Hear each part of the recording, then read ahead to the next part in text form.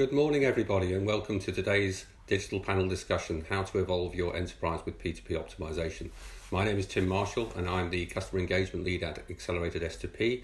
And today I'm joined by John Smith, Director of Source-to-Pay Transformation at Coca-Cola European Partners. Hi, John. Morning, Tim. Thanks very much for having me. Looking forward to the session today. Morning, John. And I'm also joined by Henrik Smedberg, who is Head of Intelligent Spend Management at SAP UK and Ireland. Good morning, Henrik. Good to be here, Tim, and hi, John. So today's event will be a discussion lasting around 30 minutes, followed by a live question and answer session where the panel will field questions posed by the audience. If you have questions during the session, then please post them in the questions box at any time.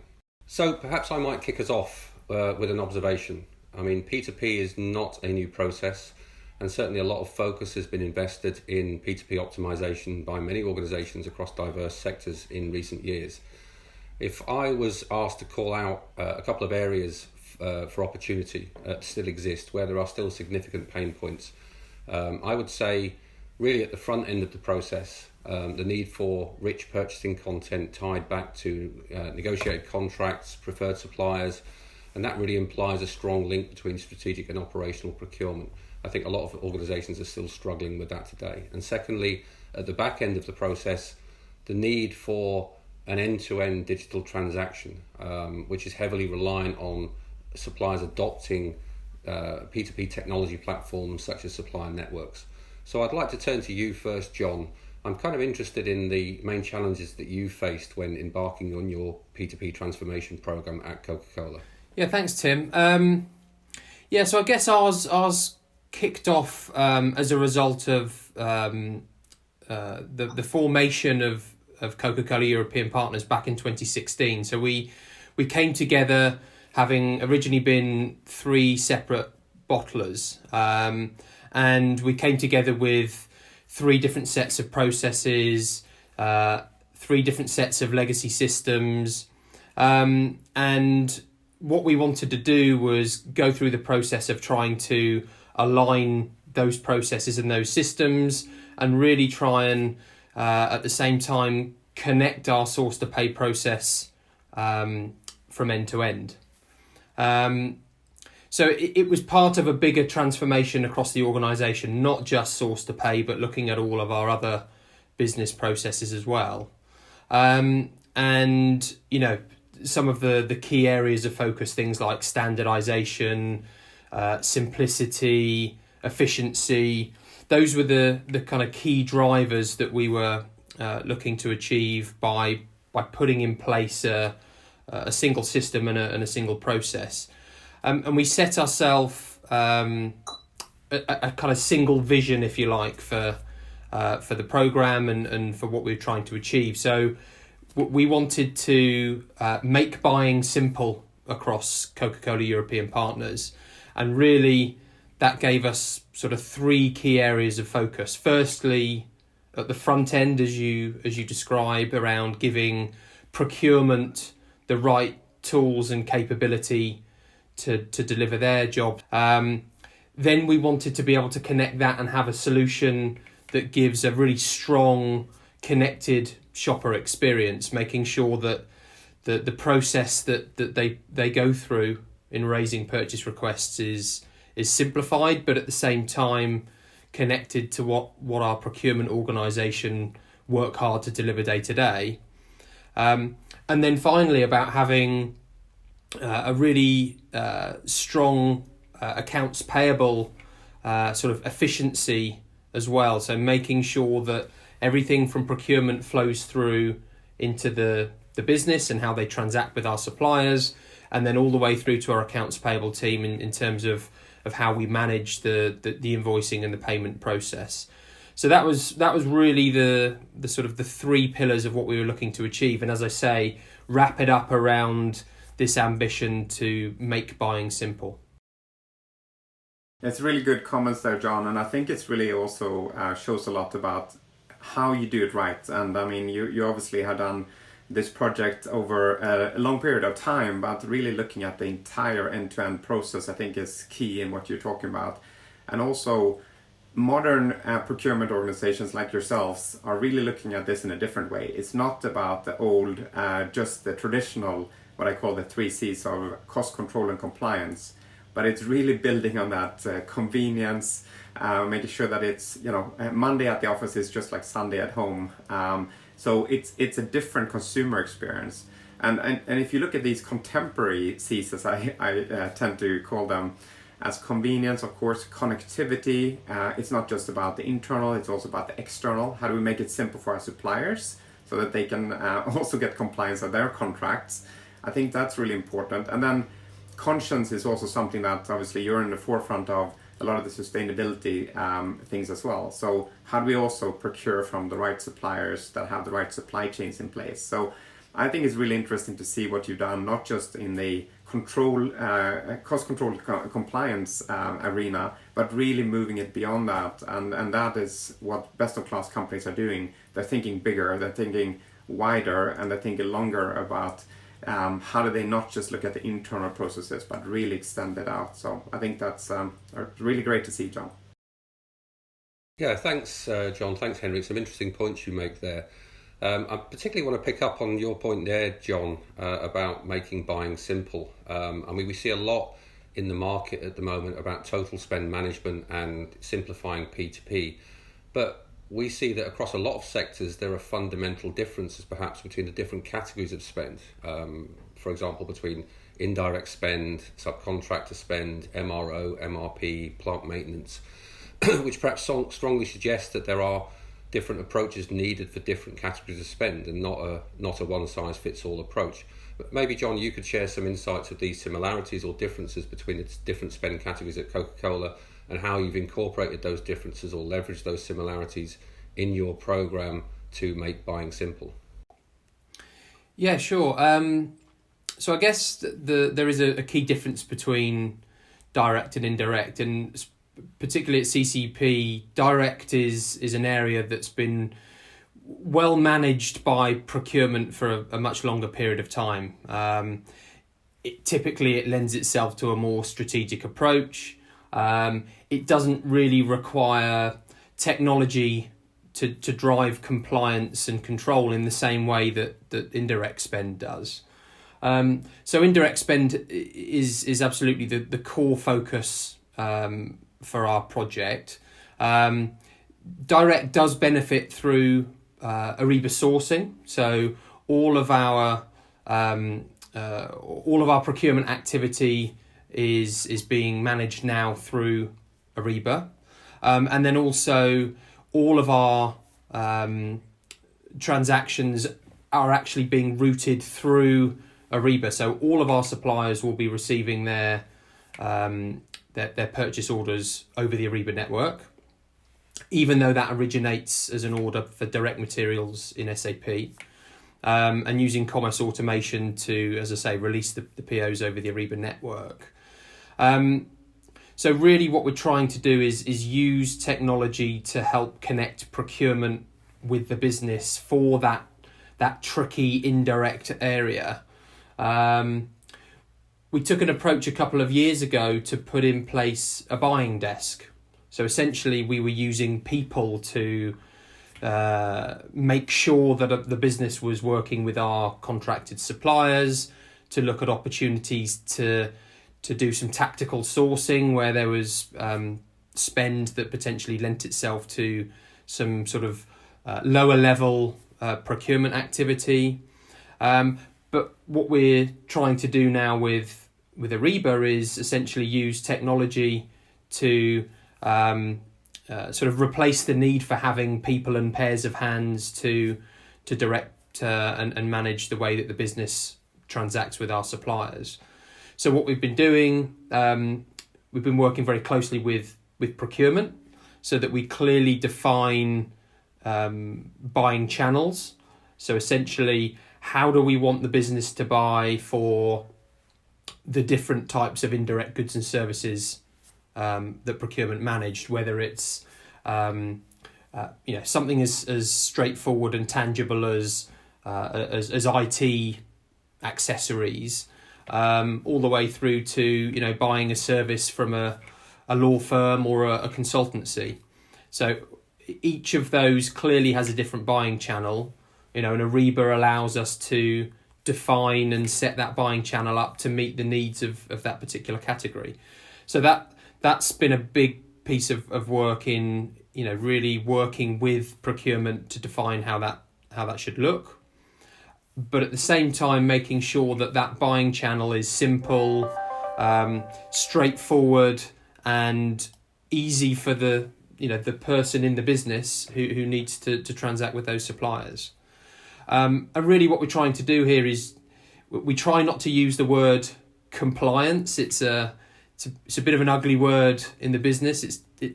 Our culture at CCP, we found that the terms like compliance don't particularly win the hearts and minds of the people. But built into the background, if you structure Ariba in the right way, you have compliance by design. If you make it simple for people, then you're able to achieve compliance without that necessarily being something that you're really publicising and talking about directly. And maybe one last thing to say is, we've tried to make sure that we invest a lot of time to understand who are the key user groups within our business, and really look at how we tailor the messages and the communication and the training to those people, so that we can really ensure that we get the right level of adoption and usage of the system. And so far so good. Maybe I'll share some stats a bit later on, but we're live in Germany now. We're going to be going live in Spain and Portugal soon. And the levels of adoption have been very good in the early weeks. So fingers crossed we're progressing nicely. Yeah, thanks, John. Some really great points there. And I'd like to pick up on something you just touched on, and something actually, Henrik, that you mentioned a short while ago around suppliers. We often see that the supplier persona isn't always given appropriate recognition or consideration during this process. I mean, given how important supplier adoption is, whether that's in relation to creating and maintaining catalogues and content, adopting the transaction, the electronic transaction, the platform, or indeed managing their own information to reduce the admin overhead of the P2P admin team. This seems to be quite a common and important oversight. Could you share your thoughts on this, please, Henrik? Yeah, I think it's really important. I mean, what a key stakeholder they are, right? I mean, without suppliers, we're not buying much at all. So I think, like John said, the word compliance is probably not the most favorite word for anyone, but it's important in terms of really getting the spend through the channels to the right suppliers as well. So it's almost like we want to embed all the compliance mechanisms, right? I think that's under the surface, everyone is happy with being compliant and they want to be compliant, but obviously we want to focus on what I call being a buyer of choice as well, right? So can we direct the spend that we have contracted to the suppliers and make sure that they are successful in then not only delivering to us, but also running their businesses as best as they can. So they are as interested as a buying company to be fully electronic all the way through as well. And having an information flow, not just, of course, with the basics of purchase orders and invoices, but all the way through to forecasting of how much do you need, John? When is it coming up? How can I make sure that I'm ready? And how can I also tell you what I have on stock so that you can secure the source of supply as well? And in some of the latest studies that we've done, Tim, with Oxford Economics, we've seen that even on the direct side, that, I mean, clearly we have more control, like John said. We still see that, up to 53% are still relying on a single source of supply for some spend areas, right? And I mean, it's enough that you have a little boat stuck in a canal that, most of world demand stops, right? 10% stopped during that time in Suez, right? So it's really interesting to see how vulnerable our supply chains are still, with, well, maybe not a small ship, this one, but just one can cause a lot of anxiety in our supply chain. So absolutely, I think we got to look at the supply side as much as the buy side when we want to have buying made simpler. Yeah, look, some really interesting points there, Henrik. And look, maybe building on this whole theme around the supplier journey and the importance of the supplier and the supplier experience. I mean, John, maybe you could elaborate on some of your challenges around supplier adoption and perhaps comment on ways that we can use the P2P process to support maybe suppliers financially, and are there ways that we can incentivize suppliers to adopt the P2P platform? Yeah, so I think it's relatively early days for us in terms of the supplier enablement piece. It certainly feels like the hardest part to control. It's one of the biggest change elements when adopting a new platform like Ariba. So we've got around 20,000 suppliers across the 13 countries that we operate. We are desperate to bring that number down, but one of the key focuses first of all is the suppliers that we do have, helping them to get set up and be a part of the Ariba network. And without them being on board, we're not going to get that back end efficiency from the no touch electronic invoicing that is a big part of our business case. So don't underestimate, I guess, the role that procurement have to play in bringing those suppliers on that journey, but also the shoppers themselves. So within our business, procurement don't have conversations with 20,000 suppliers. Procurement are probably having conversations with 1,000 suppliers. So 19,000 suppliers are probably managed directly by the people in the business that are transacting with them. And we need to make sure that, the people in our business, the users of Ariba, are clear on the messages that we're trying to get across to our suppliers. They're supporting us to ensure that the suppliers come on this journey with us as well. I guess also a big part of our project has been how we are partnering with our accounts payable team. Those are the guys that are going to feel the pain or the benefit of the work that we do in getting our suppliers set up. So it's been absolutely key for us to make sure that the people that are doing that supplier enablement work are embedded and part of the accounts payable organisation. And then I think that the other thing that we did quite early on was agree as a leadership team what we want the tone with our suppliers to be. So making sure that in our messaging we're very clear with our suppliers that this is something that isn't optional, that they need to be coming on this journey with us, they need to be moving across to transacting with us over the Ariba network. And now we're in a position where we're starting to make decisions around how we start to push and enforce that our suppliers are invoicing us over the Ariba network and stopping some of the behaviours of sending in sort of PDF invoices and things as they've done previously. So we're still on that journey, but it's absolutely a large and key piece to get right, to get the benefits from the system. Yeah, really interesting, John, to listen to that, right? And I mean, if you look at it, one of the things that has happened to our macroeconomic environment in the last, a couple of years coming has been obviously, we have things like Brexit going on, we have, obviously the pandemic, and with that, suppliers obviously have a higher propensity to want to also get paid faster, make sure that, it's not just, again, a simple transaction for them. For them, it's about cash as well. So if they can be compliant, back to that word again, in terms of how they operate with you, then that also means that they can get paid faster. And it also allows, we see customers taking more discussions with their suppliers about early payments as well, right? And even the UK government has now launched initiatives to have small and medium-sized businesses get paid faster. And I think that's really important to consider. Again, it's the holistic relationship. And John, you mentioned AP on your side. Same on the supplier side. It's not just one function for them either. It's obviously a sales function, but it's also make sure that they have accounts receivable and that they have their checks and balances in place as well.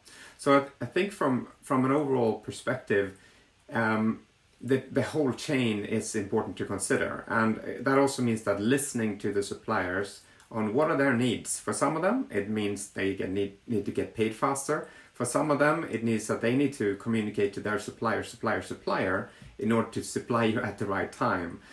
So that's forecasting information. And depending on the buying channel that we're talking about, different suppliers will need more information. But overall, they all want more data. They want to have it flowing faster, and they want to be able to react to it. So again, they can serve their buyers as best they can, because that means that their business is secure for the future as well. But I do think that looking at the community, and I know that CCEP has certainly done that in the different countries that you work with, making sure that we take care of our suppliers and we work with them on what's important for them is key to not just getting through this pandemic, but also accelerating out of it and making sure that we can take best advantage of working together. Thanks, Henrik. Thanks, John. Again, some really good insights there. I'd like to actually turn to a topic that Henrik, you mentioned earlier that I'm pretty sure a lot of our viewers are going to be interested in. We're seeing a real growing sustainability agenda, and not just in tier one suppliers, but right through customer supply chains. And this is, we see this touching a whole range of different procurement and supply chain processes. So this is clearly an important consideration for procurement and supply chain professionals. Perhaps John first, how has Coca-Cola embraced sustainability? Yeah, so I mean, this has been a huge agenda for us for a number of years now, and we have a publicly available group-wide sustainability action plan. So if you were to go on to ccp.com, you'd be able to find out a little bit more about it. But it's called This Is Forward, and it's based around 6 key social and environmental areas. So drinks, which is effectively about the amount of sugar that we have in our products, packaging and the materials that we're using in making our products, society, water usage, climate, and then supply chain. So strategic procurement has been really at the heart of our sustainability plan now for quite some time, and effectively the procurement leadership really runs through all of those areas, but probably most core to things like packaging, water, climate, supply chain. So what's happening in terms of our implementation with Ariba, it is not going to fundamentally change them, but it's looking at how we can add extra value and help to underpin in some of those areas. So how can the S2P technology potentially support the agenda? Whether it's directly contributing to them or helping to facilitate them in some way.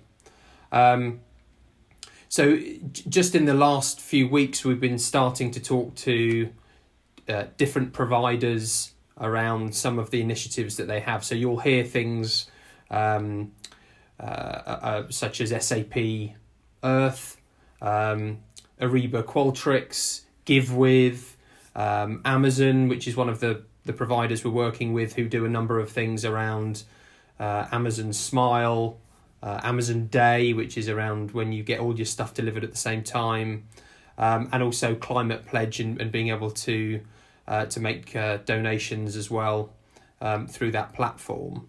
And then also using Ariba to facilitate some of the additional dialogue that we want to have with our suppliers. So running surveys in order to make sure that when we bring new suppliers on board, we're vetting them in the right way, and we're getting a much better feel for whether those suppliers support those 6 social and environmental areas that we're focused on.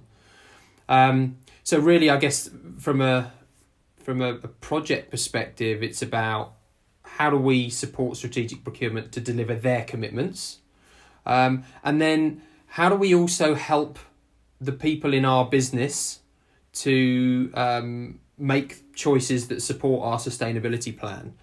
So, when we set up guided buying, how do we bring to the sort of front of mind and visibility the suppliers that we would really like people to transact with, because they support most closely our sustainability action plan. So those are some of the things that we're working through at the moment, using some of those different initiatives that connect to Ariba to see how we can do that.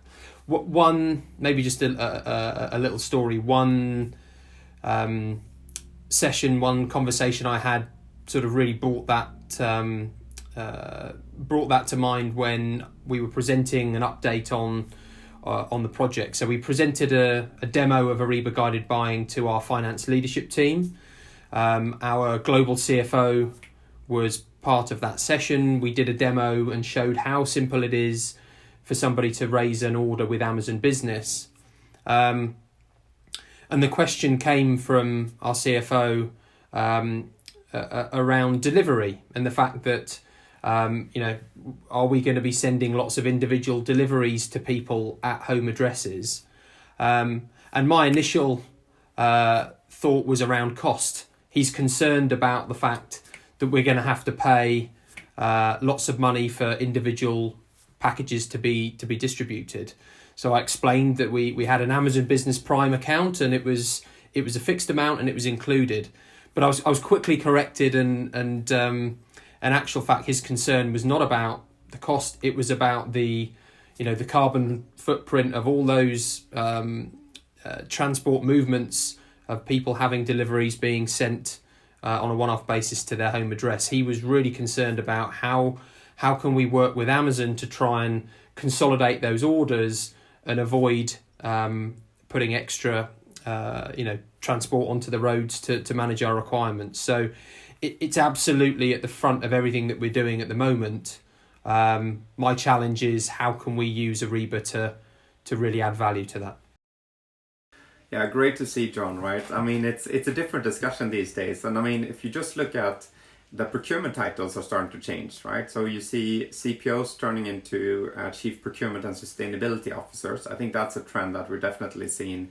And also the general thing that doing good is great for business, to make it short and sweet, right? So it's of course about the environmental, and at SAP we're driving a number of initiatives around plastics, with obviously within your industry, John, to make sure that we can help reduce that. Carbon is clearly another one on the environmental side, but also other things. And I think we got to go back and revisit things like modern slavery, to not just look at, yes, that's great. We wrote a paper, we put it on our website, but what are we doing to really dig in? Similar on social enterprises, we can still do a lot more to support the community around us by helping people get to work where they have different skills that we can take use of, and I think that's important, and that goes back to some of the local sourcing. So I think that reduces the transportation as well. So I think if in combination, sustainability is a bigger stage, right? It's not just about one thing. It's about many things that we can bring together to do good together. And I will always go back to one thing. Within procurement, we hold the cash, right? We have the cash. So if we spend it wisely and we can help people to bubble up, like you said, John, the right suppliers that we want to buy from and have them at the top of our searches, we can not only make it simple to buy, but also buy in the right way and from the right suppliers that have certain KPIs that we want to measure. So it could be that we want to buy 5% from suppliers that are sourced locally within our communities, or we want to make sure that we buy from environmentally conscious suppliers. Well, we got to find a way then to use the data to flow to the top in our purchasing experience, so that word of conscience that we talked about before really becomes maybe one of the key KPIs on top of the basic ones that we have to control and getting to the right suppliers. So and that's very much like what we have obviously at home. As buyers, we're thinking in one way, but it's the same persona sitting in front of the same screen these days at home as well when we buy for our business. And I think the thinking is, of course, not changed from Sunday to Monday. It's the same thinking, but how do we then enable our employees to actually buy in that same way? So I think a lot of interesting points around sustainability that we can continue working with. Great, thank you both. Certainly some really interesting topics there and a lively discussion, so thank you. Unfortunately, that brings us to the end of our time for the panel discussion. So I would like to thank our guests, John. Thanks, Tim. Thanks, Henrik. Yeah, really enjoyed the session and the discussion today. We definitely don't have all the answers. We're still on that journey, but always happy to share how we're getting on, and actually would be really keen to hear about experiences from anybody else that's joined the session today. So if anybody would like to connect with me and ask me anything more, or tell me what the journey's been like in your organisation, then please look me up on LinkedIn, and happy to connect and carry on the conversation. And thank you, Henrik. Yeah, thanks, Tim and John. Always interesting to hear what customers are actually doing with the technology to making it work. So I'm always excited about that. Likewise, please connect on LinkedIn if you want to talk about it. And it may be a little bit of a challenge. John talked a lot about the sustainability. I guess I would challenge everyone to think about what is the one thing that you can do to help with that topic, because it's an important one for all humans to consider. And I think if we all put that front of a little bit of what is the pledge I can make, can reduce flying. Yes, we all did that one. But what else can we do in helping our supplier communities? How can we make sure that we drive a better business? And just go back to doing good is great for business. So it also makes buying simpler, Tim. So there you go. There's your thanks so much for hosting this session. Yeah, thank you both for your time and insights. Please look out for more of these events. If you want to find out more about P2P optimization, you can download some of our sector-specific ebooks from the Accelerated S2P website. And in the meantime, we look forward to your questions. And it looks like we've already had a couple of questions coming through in the chat. So if I could just turn to the first question from the audience. How do you engage and ensure that suppliers will use Ariba networks for invoicing processes? By experience, suppliers summit and trainings are not unfortunately sufficient, as they might not have dedicated resources to do it. So I think, look, first, I know we kind of covered this a little bit in the session, John, but any additional insights? I will say this is one of the burning topics that I get whenever I speak to customers, so I'm not surprised we've had a question on that. So I guess some additional insight from you would be interesting. Yeah, it is early days for us. We have seen that some suppliers naturally embrace new technology and new ways of working, and others perhaps need a little bit more support and guidance and conversations to move to a new way of working, and it really is a whole range of challenges, from certain suppliers in certain countries supposedly not even having email addresses. So undoubtedly this is an area that we're going to have to focus on, not just for the duration of the project, but beyond as well. So we're making sure with our accounts payable colleagues that we've got dedicated resource within that team to ensure that we can keep having the dialogue with the suppliers. I have somebody that's in my team again in the project who's specifically focused on this particular area. So I think it is going to be a bit of a sort of slow build. I'm not sure there's a silver bullet, but I think it's a kind of balance of having the right resource to be able to dedicate the time to it, at the same time as being willing to make difficult decisions and have some fairly direct conversations with suppliers at the right moment in time. And we've, as I've said before,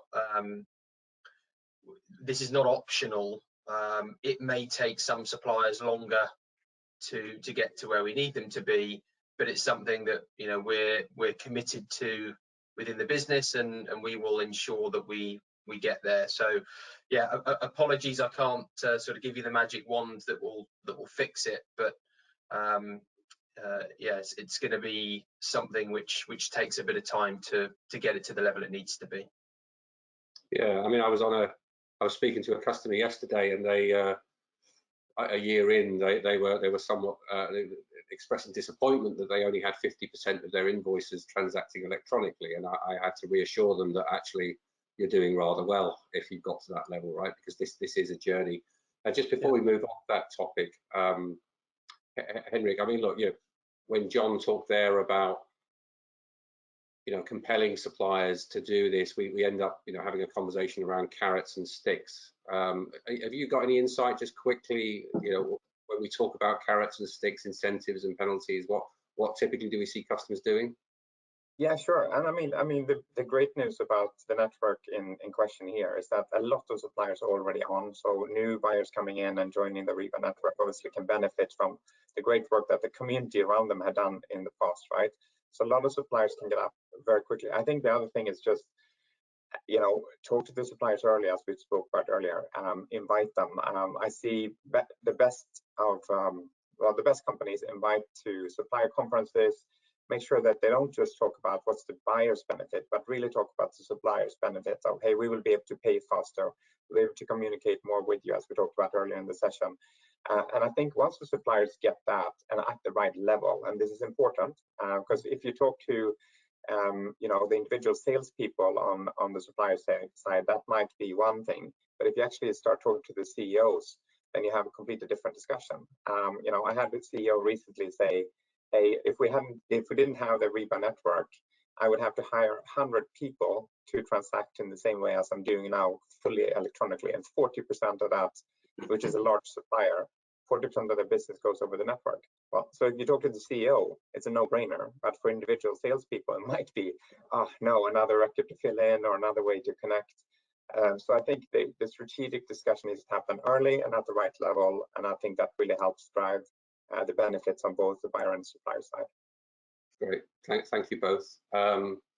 Okay, another question. I guess to paraphrase this question around sustainability, I think that the question is, we often hear the talk, but actually when it comes down to it, cost is still king.